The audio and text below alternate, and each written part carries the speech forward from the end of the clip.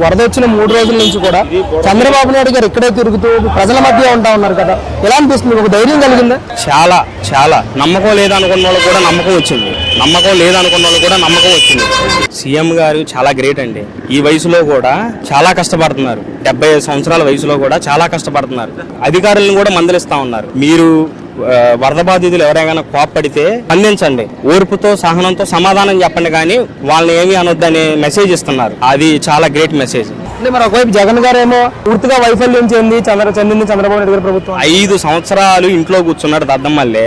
ఇప్పుడు వచ్చి మాట్లాడితే ఏముంది ఆయన? ఇప్పుడు మాట్లాడతానే అర్హుడు కాదు. ఇంట్లో కూర్చొని తాడాపల్లి ప్యాలెస్ లో కూర్చొని 100 మాట్లాడొచ్చు. ఇక్కడికి వచ్చి దిగేవాడికి తెలిసిద్ది నొప్పి. ఆయన ఏమో 74 సంవత్సరాలు 75 సంవత్సరాల వయసులో కూడా విపరీతంగా కష్టపడుతున్నాడు. రోజుకి ఇప్పుడైతే నాకు తెలిసి 18 గంటలు 20 గంటలు కూడా చేస్తున్నాడు. అక్కడ కలెక్టర్ ఆఫీస్ లోనే కూర్చుంటున్నాడు. ఆయన ఇంటికి వెళ్తలేదు. సీఎం గారు అని ఆయన ఇంటికి వెళ్తలేదు. చంద్రబాబు గారు ఇక్కడే కూర్చొని ఇక్కడే